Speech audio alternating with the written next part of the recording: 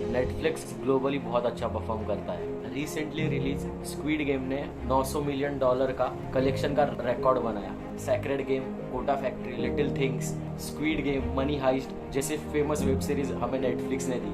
Globally 1 number पे है, पर हमारे इंडिया में बस 4थे नंबर पे है। ऐसा क्यों? हॉटस्टार ने ऐसा क्या किया इंडिया में कि वो मार्केट लीडर बन गया? जानेंगे इस वीडियो में लोग हॉटस्टार को क्यों पसंद करते हैं, उसने क्या स्ट्रैटेजीज यूज़ की मार्केट लीडर बनने में। तो चलिए शुरू करते हैं नेटफ्लिक्स एंड चिल के साथ। और नेटफ्लिक्स की भी शुरू होने की बहुत मस्त कहानी है।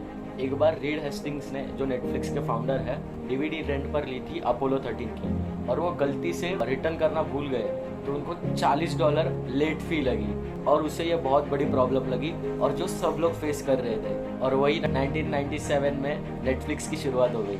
उसे एडवर्टाइज भी नेटफ्लिक्स नो लेट फीस ऐसे की गई। और 1 साल बाद 1998 में नेटफ्लिक्स ने ऑनलाइन डीवीडी सेल करना, रेंट करना स्टार्ट कर दिया। एक दिन रीड हेस्टिंग्स को जिम करते करते विचार आया, जिम की पेमेंट मेथड कितना सरस है कि एक बार मेंबरशिप लो और मंथली जितना चाहे जिम करो। तो वही पेमेंट मेथड उन्होंने अपने बिजनेस में अप्लाई किया एट अफोर्डेबल प्राइस और नो लेट फीस के साथ। 5 साल बाद यही बिजनेस मॉडल से नेटफ्लिक्स ने 2004 में $500 मिलियन कमाए। और आज हम जो नेटफ्लिक्स देखते हैं, Netflix and chill online streaming, उसकी शुरुआत वॉलमार्ट के कारण हुई थी। नेक्स्ट चैप्टर में बताऊंगा वॉलमार्ट का क्या संबंध है। Netflix doing great in USA.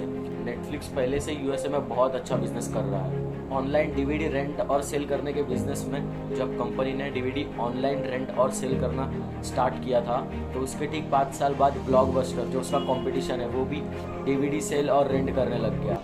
और उसने एक ही साल में 2.1 मिलियन सब्सक्राइबर जोड़ लिए। कॉम्पिटिटर नेटफ्लिक्स को भारी पड़ने लग गया था।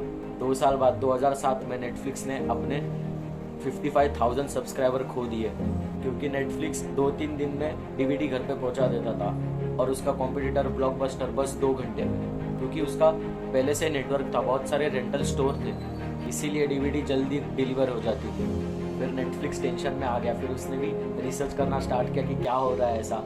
फिर उसने पाया कि 2 कंपनीज है जो उसको रोक रही है। पहला है ऑफकोर्स ब्लॉकबस्टर और दूसरा है वॉलमार्ट। आई नो वॉलमार्ट का डीवीडी रेंटल के बिजनेस से कोई संबंध नहीं है, उसका रिटेल और होलसेल बिजनेस है।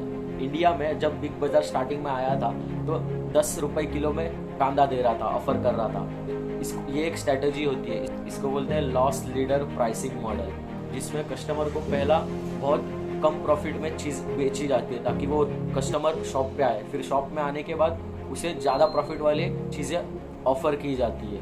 जब कस्टमर 10 रुपये कांदा लेने आता था, उसका एग्जिट डोर दूसरी तरफ होता था, वो एग्जिट डोर तक पहुँचते पहुँचते 10 ऑफ़र दिखता था और 2-3 चीज़ें बाय करके चला जाता था। सेम चीज़ वॉलमार्ट भी कर रहा था, वो कस्टमर को शॉप में लाने के लिए डीवीडी रेंट कर रहा था बहुत चीपेस्ट प्राइस पे, और वही नेटफ्लिक्स का बिजनेस था। तो वॉलमार्ट नेटफ्लिक्स पर भारी पड़ रहा था, उसका प्रॉफिट खा रहा था। फिर उसके बाद ब्लॉकबस्टर के बुरे दिन चालू हो गए। उसने जो ऑनलाइन डीवीडी सेल रेंट करने का बिजनेस था वो नहीं चला पाया, उसके कारण उसे $200 मिलियन का लॉस हो गया। फिर उसके साथ साथ जो लेट फीस लगाते थे, जो रीड हेस्टिंग्स को लगाई, वो भी उन लोग ने बंद कर दी थी, उसके कारण और 200 मिलियन लॉस कर गए थे। तो ऐसे करके $400 मिलियन का कर्जा लेके बैंक करप्ट हो गई।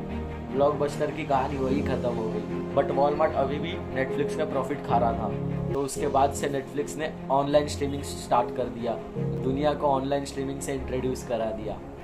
नेटफ्लिक्स पे हाउस ऑफ कार्ड्स जैसे वायरल हो गया, वैसे ही नेटफ्लिक्स भी फेमस हो गया। तो अभी क्यूरियोसिटी होती होगी कि नेटफ्लिक्स कितना कमाता है। चलो देखते हैं उसकी इनकम स्टेटमेंट। 2018 में 1.2 मिलियन, 2019 में 1.7 मिलियन और 2020 में $2.7 मिलियन। यार नेटफ्लिक्स कितना मस्त परफॉर्म करता है ग्लोबली, इसलिए नंबर 1 पे। पर इंडिया में 4थे नंबर पे क्यों? सोचने वाली बात है। वेल, इंडिया में ऑनलाइन स्ट्रीमिंग के बिजनेस में ही झोल है। थ्रेड्स है जो OTT प्लेटफॉर्म्स को प्रॉफिट कमाने नहीं दे रहे हैं। उसके 2 रीज़न हैं। पहला है पायरेसी, लोग सब्सक्रिप्शन लेते ही नहीं है, नेट से कहीं से भी डाउनलोड कर लेते हैं और देख लेते हैं। जैसे ब्रांडेड चीज़ें सस्ते में चाहिए होती है तो चोर बाजार चले जाते हैं, वैसे ही विदाउट सब्सक्रिप्शन कुछ वेब सीरीज़ मूवी चाहिए होती है तो नेट पे मिल जाती है। तो इंडियंस के ये जुगाड़ के कारण इंडिया में OTT प्लेटफॉर्म्स को 30% का रेवेन्यू लॉस हो रहा है और ये हर एक OTT प्लेटफॉर्म को थ्रेट है। दूसरा है नेटफ्लिक्स का 30 डेज ट्रायल। ये न्यू कस्टमर के लिए होता है कि जो उसको 30 डेज फ्री में सब सारी चीज़ें प्रोवाइड करती है नेटफ्लिक्स। पर हमारे यहाँ तो तेजस्वी लोग हैं इंडिया में, वो लोग पहला यूज़ करते हैं, उसके दूसरे महीने में नया ईमेल आईडी क्रिएट करते हैं, फिर दूसरे मंथ भी फ्री यूज़ करते हैं, फिर तीसरे मंथ तीसरा ईमेल आईडी क्रिएट करते हैं और तीसरे मंथ भी फुकट ही देखते हैं। तो ऐसे हर मंथ न्यू आईडी क्रिएट करके नेटफ्लिक्स एंड चिल करेंगे तो सब्सक्रिप्शन कौन लेगा?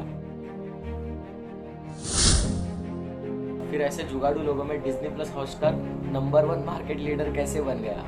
उसके पास पायरेसी का सोल्यूशन है, वो है लाइव स्ट्रीमिंग। इंडिया में लोग क्रिकेट देखना बहुत पसंद करते हैं और IPL लाइव देखते हैं और हाईलाइट देखना कोई पसंद नहीं करता है। लोग बस क्रिकेट देखने तो आ जाते हैं, उसके साथ बहुत सारी चीज़ें भी बाद में हॉटस्टार प्रोवाइड करता है। दिल बेचारा, सड़क 2, लूट केस जैसे डिमांडेड वीडियोस के एक्सक्लूसिव राइट्स अपने पास ले लेता है। तो इस तरह से हॉटस्टार अपने न्यू कस्टमर को अट्रैक्ट करता है। तो अभी अट्रैक्ट करने के बाद वो लोग हॉटस्टार हम लोग को घर पे जो हम देखते हैं वो सब ऑफर करता है। घर पे मम्मी के लिए सीरियल, भाई बहन के लिए मूवीज़, पापा के लिए न्यूज़, स्पोर्ट्स और क्या चाहिए सभी तो है। अगर इसका सब्सक्रिप्शन ले लिया तो DTH लगाने का भी ज़रूरत नहीं है। आने वाले 9-10 सालों में वीडियो स्ट्रीमिंग $15 मिलियन का इंडस्ट्री बनने वाला है। तो हॉटस्टार काफ़ी लंबा गेम खेल रहा है। और कॉस्ट में भी देखा जाए तो नेटफ्लिक्स 200 रुपये में बस स्मार्टफोन में देखने मिलेगा।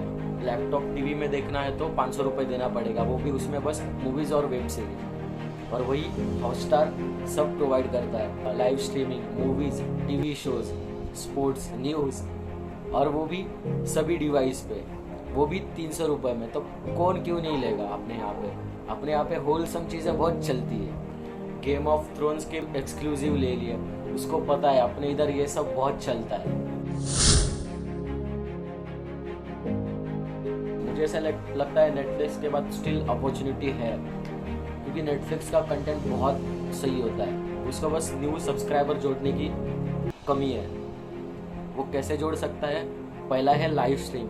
इंडिया में IPL बहुत क्रेज़ है, वो तो भूलने की ज़रूरत ही नहीं है। फिर मैच ख़त्म होने के बाद हम लोग एकदम वेब सीरीज़ मूवी की तो ट्रेलर देख ही लेते हैं, तो वहाँ से ऑडियंस वेब सीरीज़ मूवीज़ देख लेगा। दूसरा है रीजनल कंटेंट। अपने यहाँ पे 40% लोग रीजनल कंटेंट पसंद करते हैं और नेटफ्लिक्स के पास भी है। पर अगर ये ऐसे वेब सीरीज़ बने, मतलब नेटफ्लिक्स में इंग्लिश मूवीज़ ज़्यादा होती है और उसमें ऑटो डब का भी ऑप्शन होता है, पर अगर रीजनल लैंग्वेज में ऐसा कंटेंट बने तो मज़ा आ जाएगा। तो ये चीज़ें थी नेटफ्लिक्स इसलिए स्ट्रगल कर रहा है इंडिया में। अगर वीडियो से थोड़ी भी वैल्यू मिली हो तो लाइक कर देना, कमेंट में बताना कि और कौन से टॉपिक पे वीडियो चाहिए, और सब्सक्राइब कर लेना for more such self improvement business related videos के लिए। सी यू इन नेक्स्ट एपिसोड।